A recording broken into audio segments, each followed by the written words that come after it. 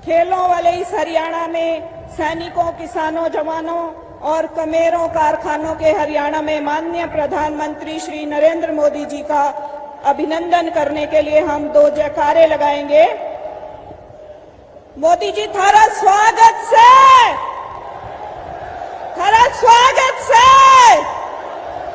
हरियाणा के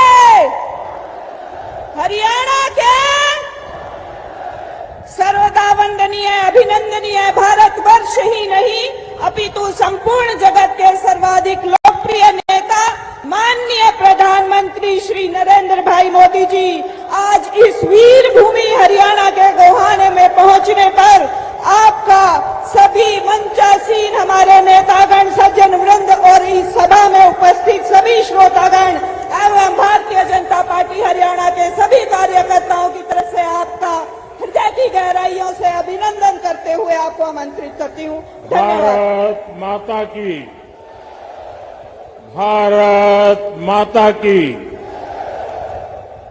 भारत माता की। सारे बुजुर्गों ने, भाई बहनों ने और नौजवान साथियों ने राम राम।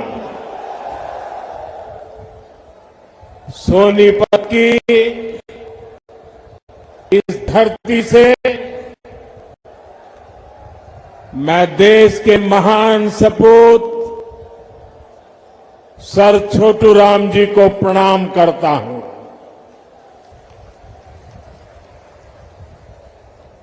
सर छोटू राम जी का जीवन किसानों और वंचितों के लिए समर्पित रहा। हरियाणा की लोक कला को समृद्ध करने वाले बाबा लक्ष्मीचंद जी को भी मैं नमन करता हूं। आज 25 सितंबर है।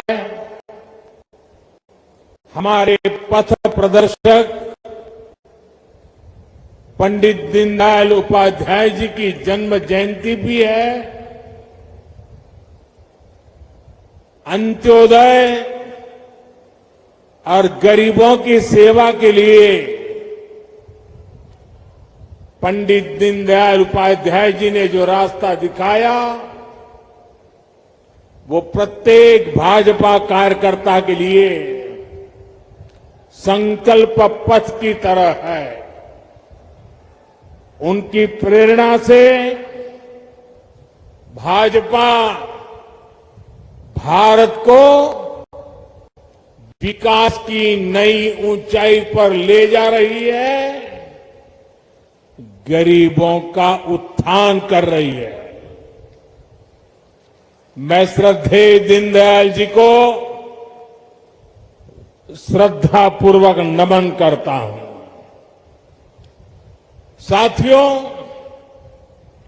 जैसे जैसे वोटिंग का दिन पास आ रहा है, वैसे वैसे कांग्रेस पस्त पड़ती जा रही है।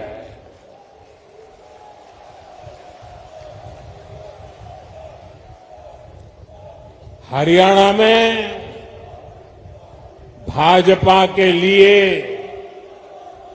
समर्थन बढ़ता ही जा रहा है।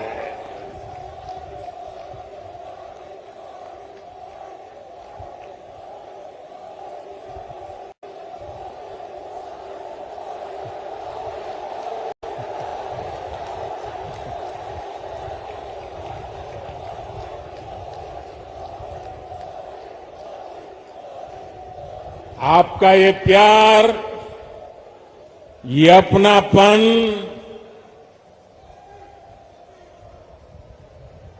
हरियाणा का ये प्यार तो मेरी जिंदगी की बहुत बड़ी अमानत है।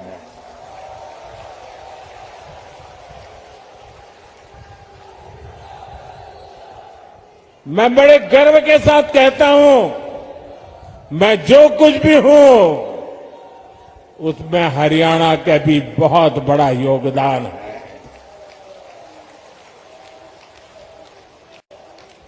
आज पूरा हरियाणा कह रहा है, फिर एक बार भाजपा सरकार, फिर एक बार।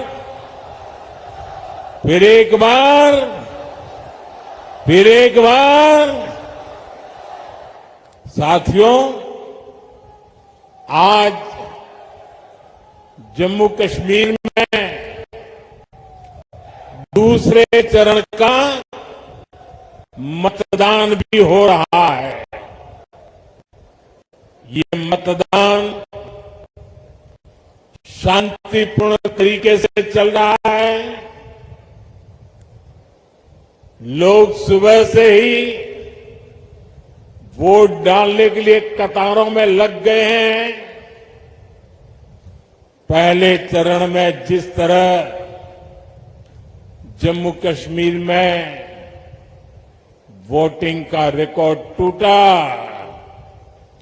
वो भी दुनिया ने देखा है।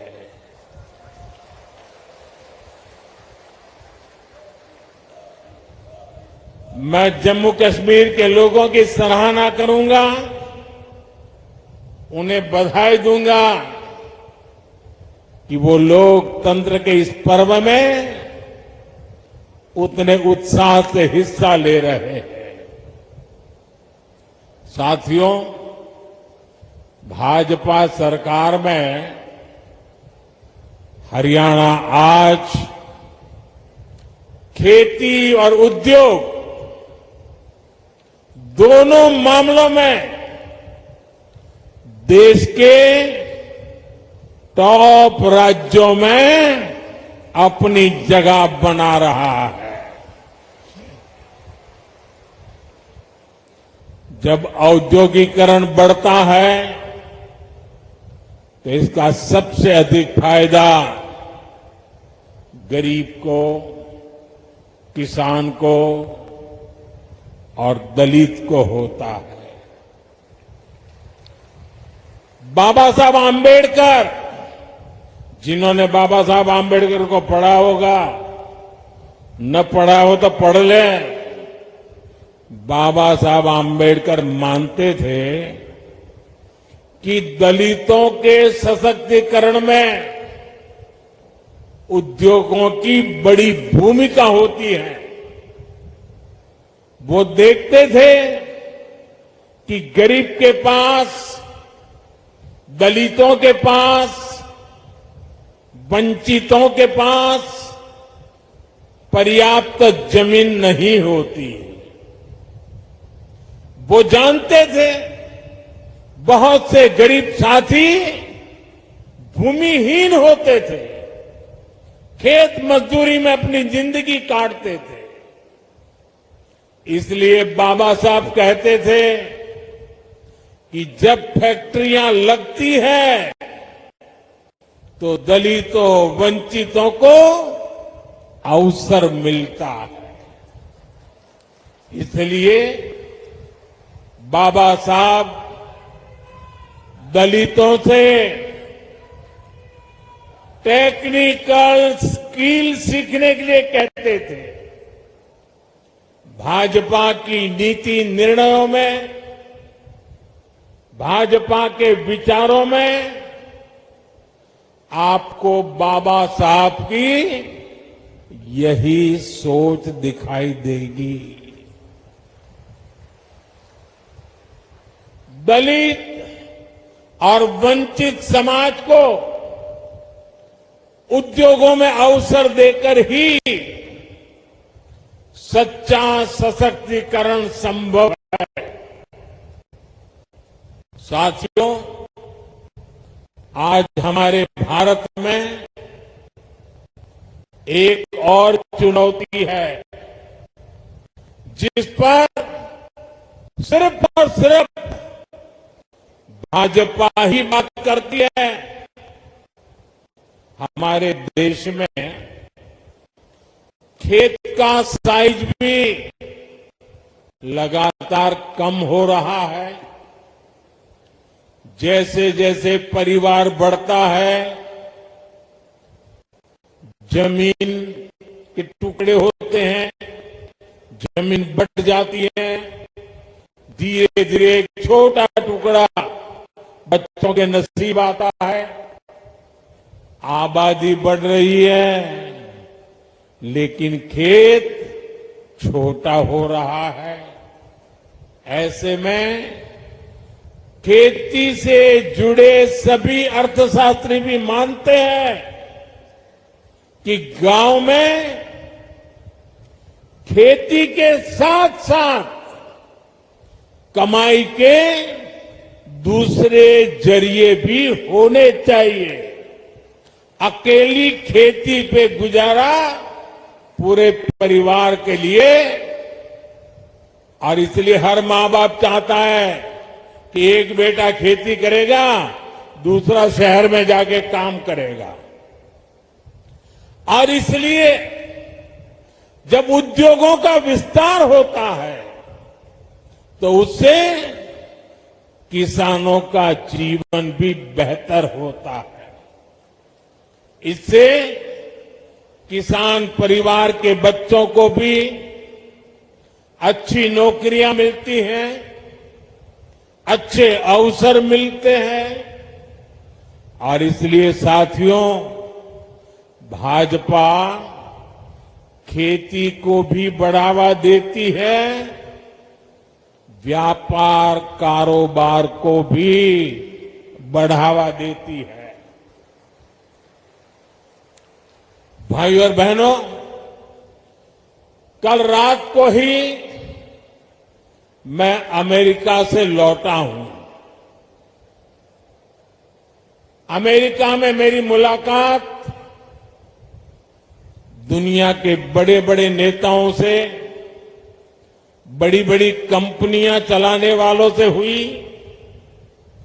जिन कंपनियों के सीईओ से मैं मिला, एक एक कंपनी लाखों करोड़ रुपए के कारोबार कब करती है। मैंने उन्हें भारत के नौजवानों के टैलेंट के बारे में बताया। साथियों, पिछले 10 साल में पूरी दुनिया में भारत पर भरोसा बढ़ा है। और मैं हरियाणा के लोगों को एक बात तो जरूर बताऊंगा। कल जब मैं न्यूयॉर्क गया परसों, तो वहां स्वागत के लिए बहुत बड़ी मात्रा में भारतीय समुदाय था। लेकिन सबसे बड़ी बात वो थी कि वहां पर पूरा हरियाणा खड़ा कर दिया गया था। अमेरिका में पली बड़ी हमारी हरियाणा की बेटी और उसके साथ और 5-7 बहनें, हरियाणा के हमारे साथी, उन्होंने हरियाणा का जो अभी नृत्य आप यहां देख रहे थे ना, वैसा नृत्य न्यूयॉर्क में करके स्वागत कर रहे थे। यानी हरियाणा खड़ा कर दिया था उन्होंने।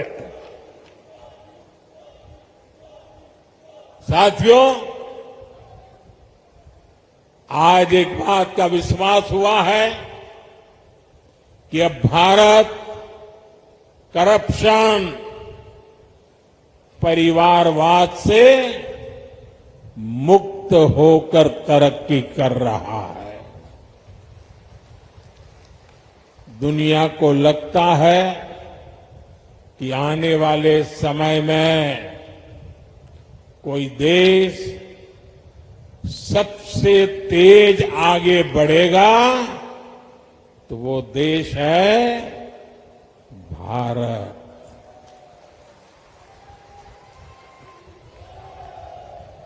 बेटे आप बहुत बढ़िया चित्र बना के लाए हो, लेकिन ऐसे खड़े रहोगे तो थक जाओगे। आप मेरे लिए लाए हैं। चलिए मैं मेरे एसपी जी को कहता हूं, वो आपसे वो फोटो ले लेंगे। पीछे अपना नाम पता लिख लेना, मैं आपको चिट्ठी लिखूंगा। अपना नाम पता पीछे लिख देना।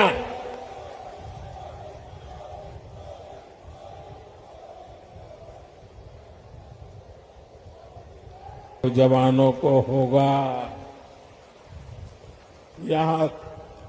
यहां के किसानों को होगा। आज हमारा ये हरियाणा, गुरुग्राम, फरीदाबाद से लेकर सोनीपत, पानीपत तक दुनिया की बड़ी बड़ी कंपनियों का सेंटर बन रहा है। थैंक यू बेटा, मिल गया मुझे, मिल जाएगा। इनको दे दीजिए। हाँ, शाबाश। अब आराम से बैठो बेटा, देखिए गिरना मत। देश से निर्यात होने वाले 35% से अधिक कालीन और करीब 20% कपड़े हरियाणा में ही बनते हैं। यहां खरखौदा में देखिए, भाजपा औद्योगिक शहर बना रही है। कोशिश यही है कि यहां के हमारे नौजवानों को ज्यादा से ज्यादा नौकरियां मिले, रोजगार मिले। हरियाणा भाजपा ने घोषणा की है कि ऐसे अनेक औद्योगिक शहर राज्य के अलग अलग हिस्सों में बनाए जाएंगे। अभी मारुति का कारखाना लगना भी यहां तय हो गया है। आने वाले समय में ऐसे कई बड़े बड़े कारखाने यहां लगने वाले हैं। साथियों, मेक इन इंडिया के 10 सालों ने भी इसमें बड़ी भूमिका निभाई है। हम मोबाइल फोन से लेकर लड़ाकू विमान और विमान वाहक पोत तक अब भारत में बना रहे हैं। बीते 3 साल में ही मैन्युफैक्चरिंग से जुड़े सेक्टर में लाखों नए रोजगार बने हैं। आज भारत में बनी चीजें हम उन देशों को भी बेच रहे हैं जहां से पहले हम मंगाया करते थे। अब आप देखिए, भारत में बनी सुजुकी गाड़ियां, मूलतः वो कंपनी जापान की है। सुजुकी कंपनी गाड़ी अब यहां बनाती है और जापान वाले भारत से वो गाड़ी मंगवा करते, खरीदते। और ये कमाल कहां होता है मालूम है? ये कमाल कहां होता है मालूम है? ये कमाल मेरी हरियाणा की धरती से होता है। हरियाणा की धरती से बने उत्पाद आज दुनिया के बाजारों में पहुंच रहे हैं। यही है नए भारत की ताकत। साथियों, अब जब दुनिया भर से लोग भारत में फैक्ट्री लगाना आना चाहते हैं, नई कंपनियां खोलने आना चाहते हैं, तो आप खुद सोचिए, हरियाणा में यहां कैसी सरकार होनी चाहिए। हरियाणा में उद्योगों को बढ़ावा देने वाली भाजपा सरकार जरूरी है। हरियाणा में नौकरियों को बढ़ावा देने वाली भाजपा सरकार जरूरी है, क्योंकि आप भी जानते हैं, जहां भी केंद्र सरकार आई और कांग्रेस को मौका मिला, जहां जहां कांग्रेस ने पैर रखा, एक काम पक्का, करप्शन, करप्शन, करप्शन, भ्रष्टाचार, भ्रष्टाचार, भ्रष्टाचार, भाई भतीजावाद, भाई भतीजावाद, भाई भतीजावाद। भारत के सरकारी सिस्टम में भ्रष्टाचार को पैदा करने वाली, पालना पोसने वाली, हमारे देश में भ्रष्टाचार की कोई जन्मदात्री है तो कांग्रेस पार्टी है। कांग्रेस का शाही परिवार देश का सबसे भ्रष्ट परिवार है, और जब हाईकमान भ्रष्टाचारी है तो नीचे फिर लूट का खुला लाइसेंस मिल ही जाता है। याद कीजिए, 10 साल पहले जब यहां कांग्रेस की सरकार थी, तब क्या होता था। आज जो नए वोटर है ना, 18 साल 20 साल के, उन्हें तो पता तक नहीं होगा कि 10 साल पहले हरियाणा को कैसे लूटा गया था। तब हरियाणा में किसानों की जमीन को जम करके लूटा गया। कांग्रेस ने हरियाणा को दलालों और दामादों के हवाले कर दिया था। दलालों और दामादों से बचना है तो कमल ही बचाएगा।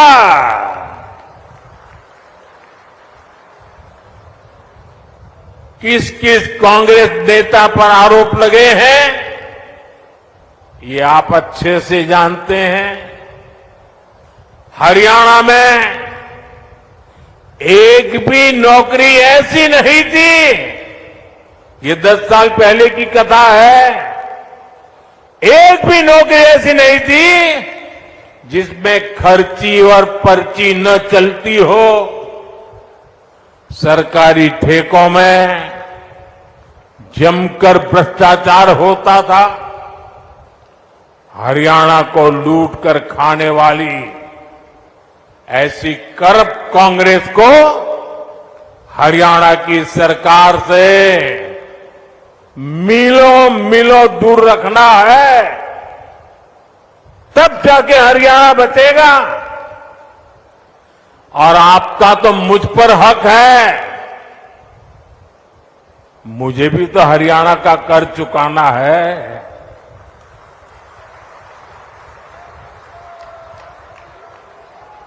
और मुझे खुशी है कि हरियाणा के लोग इतने समझदार हैं कि वो राज्य और केंद्र की ताकत क्या होती है, ये जितना हरियाणा के लोग समझते हैं ना, हिंदुस्तान में और कोई उतना नहीं समझता है जितना हरियाणा वाले समझते हैं। और इसलिए हरियाणा हमेशा राज्य में वही सरकार बनाता है जिसकी दिल्ली में सरकार होती है।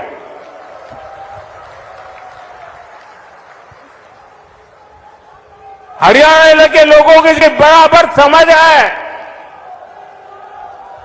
साथियों, जैसी स्थिति यहां कांग्रेस ने उस समय बनाई थी, आज कर्नाटका में उनकी सरकार है।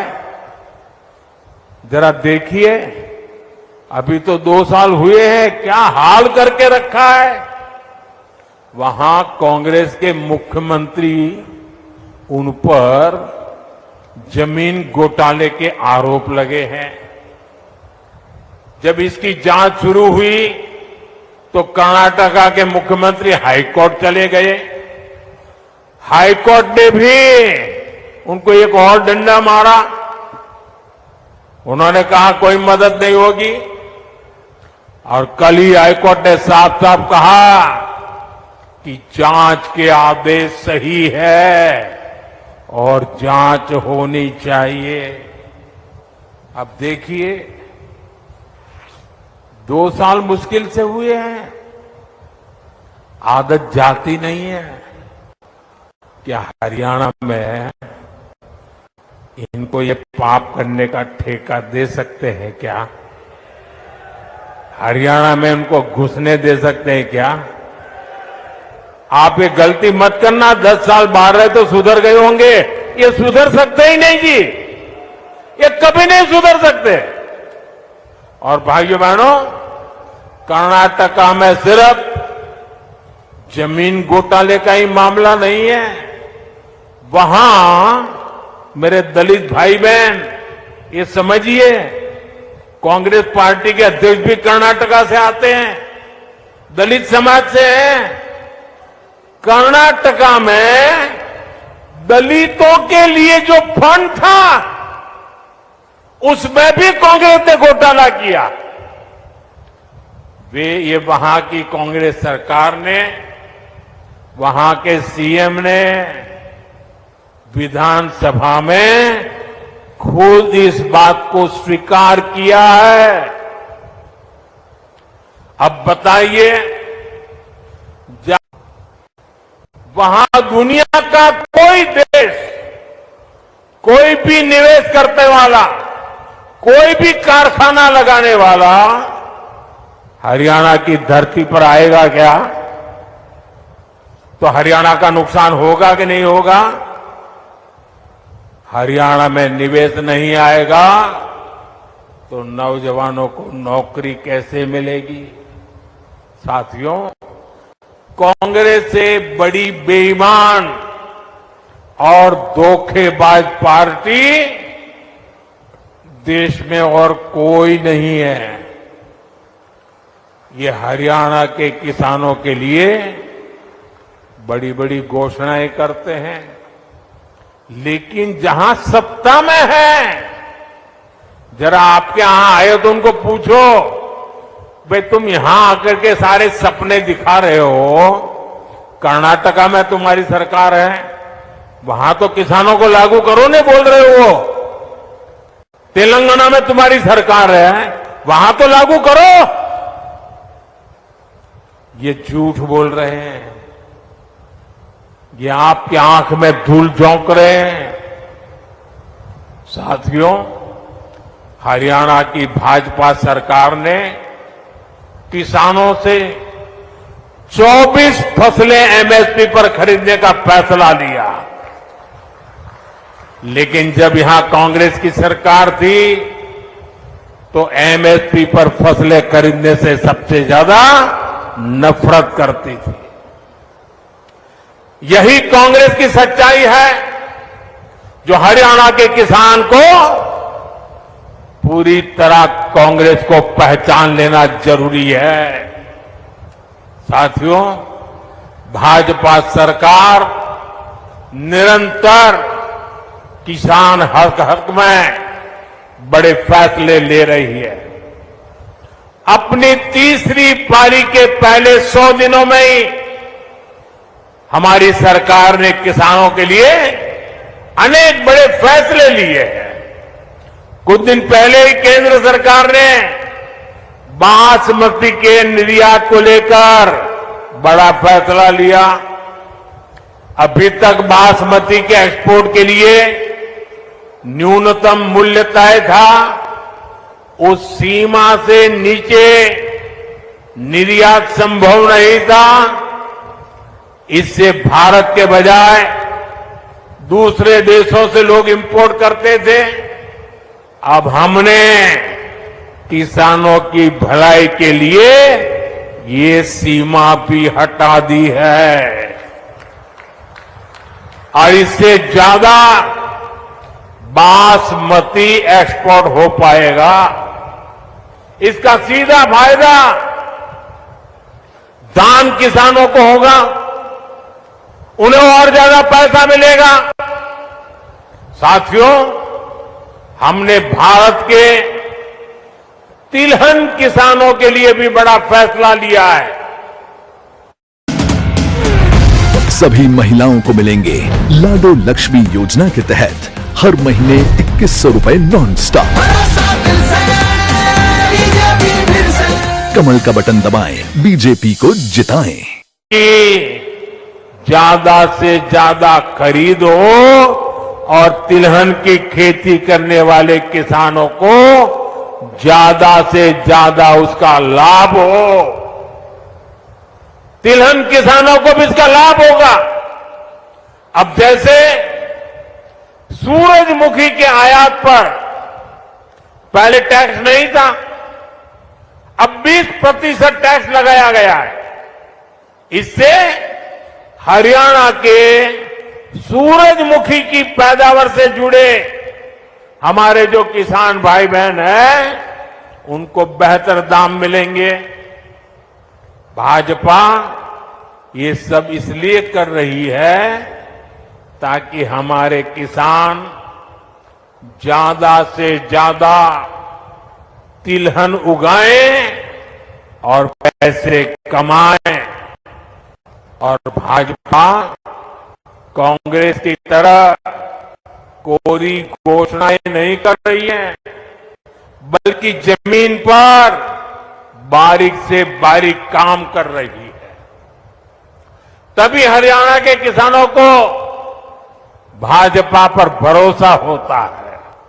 साथियों, हरियाणा के किसान हो या युवा, उनका भविष्य भाजपा सरकार में ही सुरक्षित है। बीते 10 साल में हरियाणा में भाजपा की सरकार है। हमारी सरकार पर, हमारे मुख्यमंत्री पर भ्रष्टाचार के कोई आरोप नहीं लगे।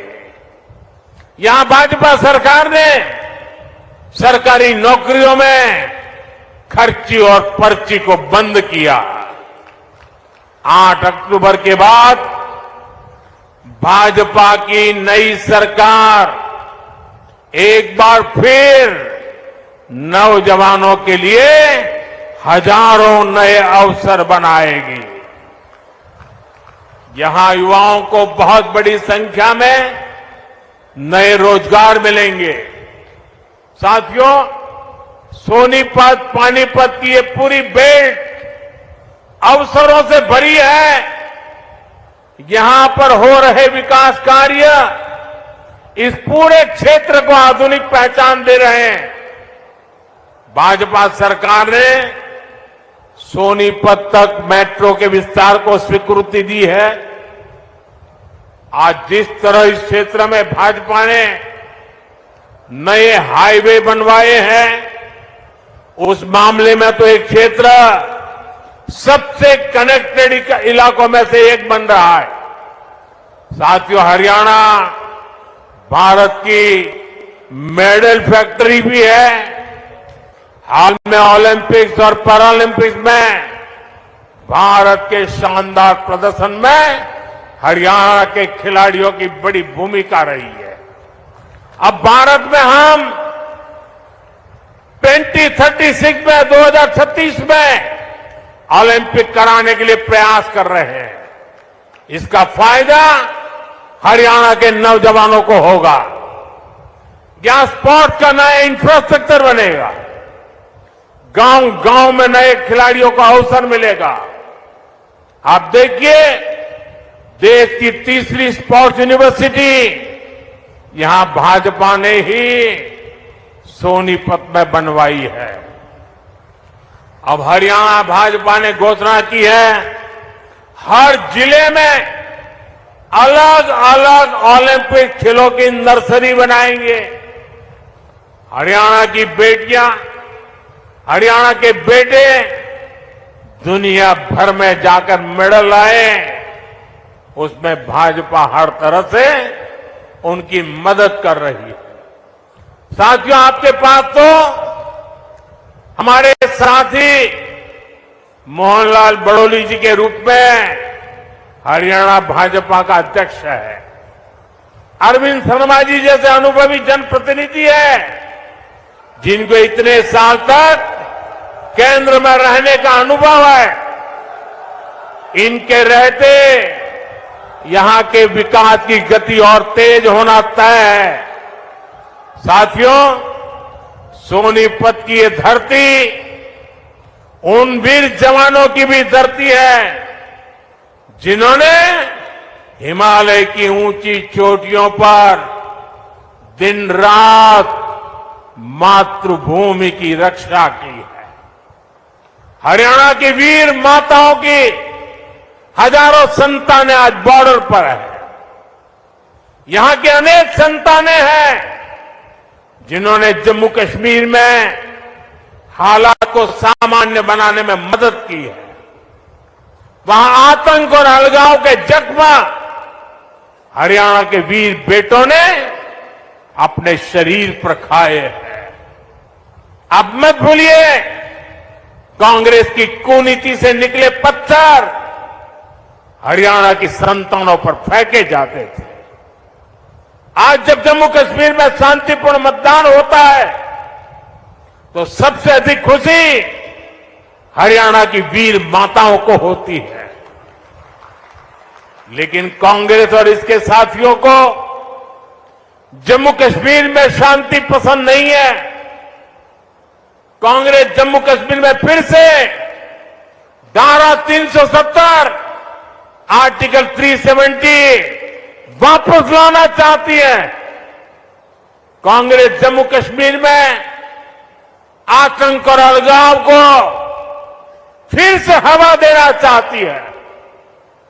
तुष्टीकरण के लिए कांग्रेस देश के दुश्मनों के एजेंडा को भारत में लागू करना चाहती है।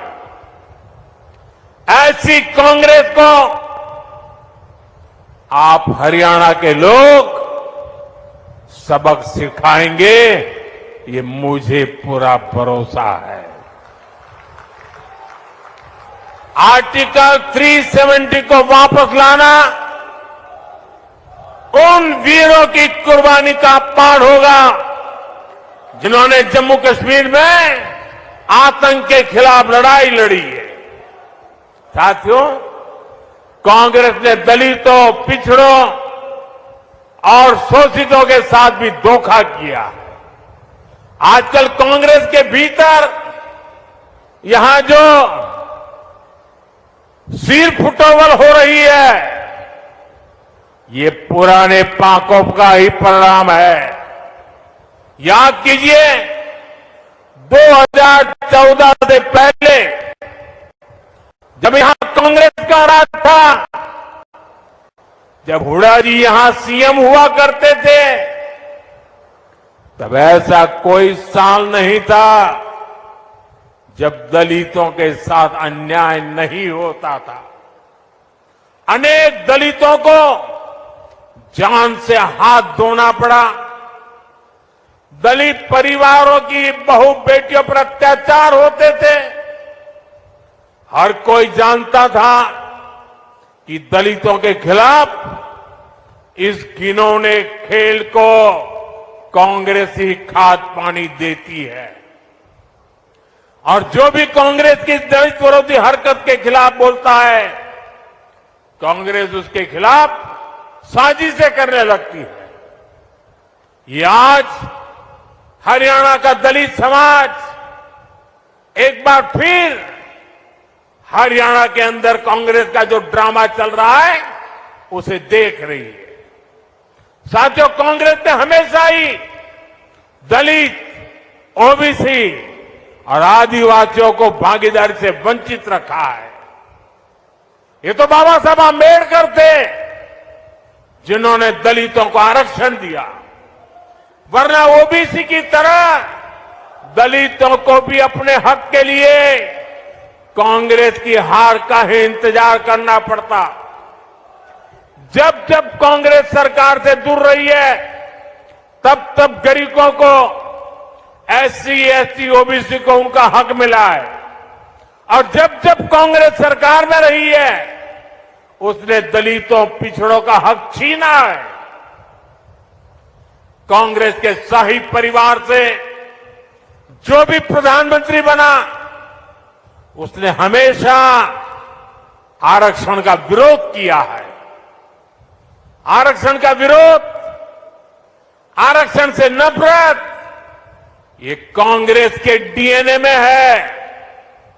इसलिए आज भी हम देखते हैं कांग्रेस के शाही खानदान की चौथी पीढ़ी भी आरक्षण को हटाने की बात कर रही है। आपको कांग्रेस की आरक्षण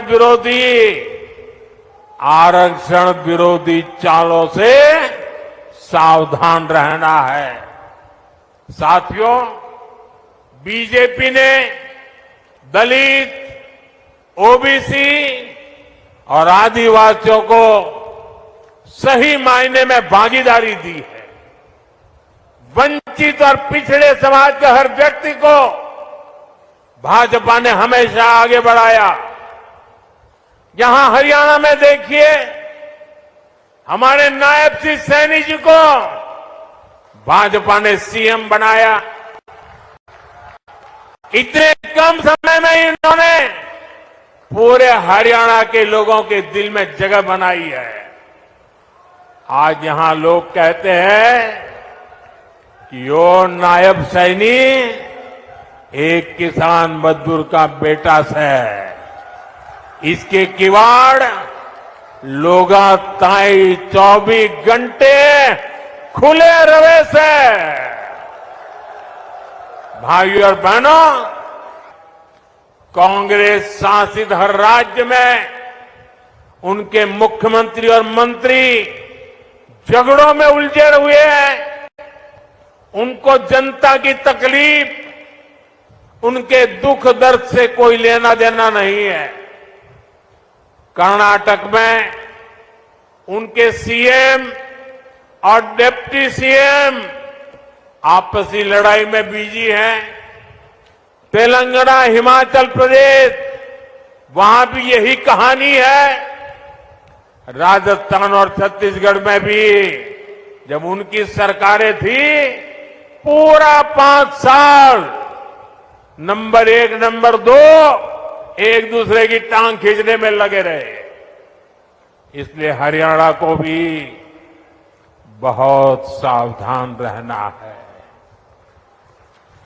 गलती से भी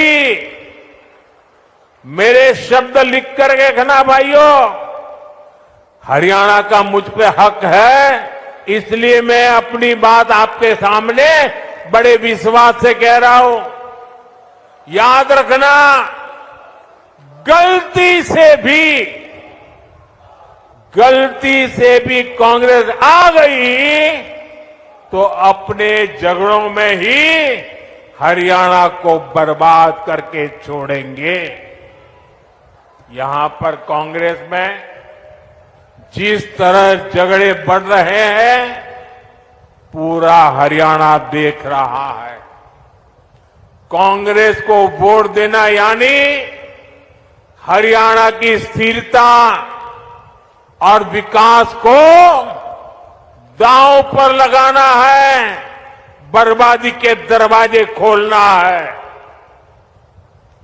यह स्थिरता हरियाणा में हर काम ठप कर देगी। यहां निवेश और नौकरी दोनों पर असर होगा। इसलिए आपको सिर्फ और सिर्फ कमल के निशान पर बटन दबाना है।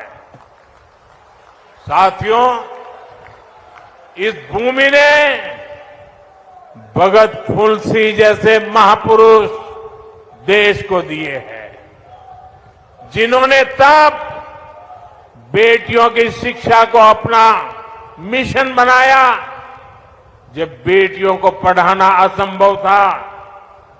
ये मेरा सौभाग्य है कि 2015 में पानीपत से ही मुझे बेटी बचाओ बेटी पढ़ाओ अभियान का शुभारंभ करने का अवसर मिला। कांग्रेस ने 60 साल देश पर राज किया, लेकिन उसे कभी देश की बेटियों की चिंता नहीं हुई। अगर कांग्रेस को चिंता होती तो गैस, नल से जल, बिजली, टॉयलेट, बैंक में खाते, ऐसी मूल सुविधाएं आज 60-70 साल के बाद मेरे आने के बाद मिली। मुझे संतोष है कि बेटी बचाओ बेटी पढ़ाओ से हरियाणा को फायदा हुआ। 10 साल पहले हरियाणा में 1000 बेटों पर सिर्फ 866 बेटियां थी। आज ये संख्या बढ़कर 914 हो चुकी है। आज हरियाणा की बेटियां स्पोर्ट्स में दम दिखा रही हैं। आज हरियाणा की बेटियां पुलिस और सेना में दम दिखा रही है। हमें गर्व है कि एनडीए में जो महिला कैडेट्स का जो फर्स्ट बैच था उसमें हरियाणा की बेटी ने टॉप किया।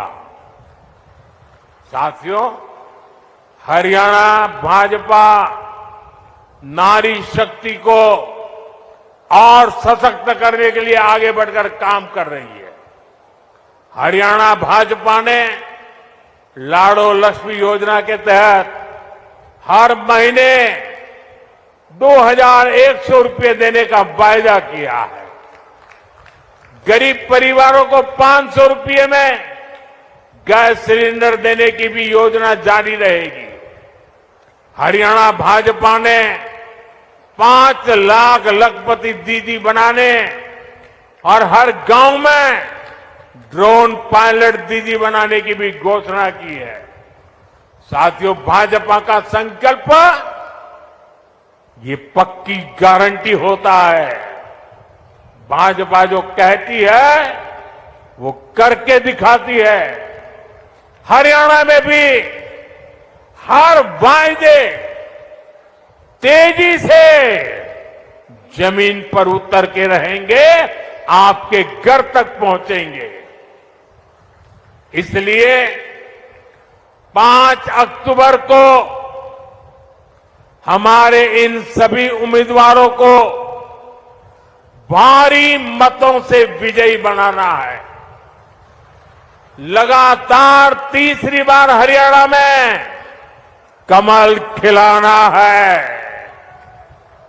एक बार फिर इतनी बड़ी संख्या में हमें आशीर्वाद देने के लिए आप आए, मैं आपका बहुत बहुत आभारी हूं। दोनों हाथ ऊपर करके पूरी ताकत से मेरे साथ बोलिए, भारत माता की, भारत माता की, भारत माता की। बहुत बहुत धन्यवाद।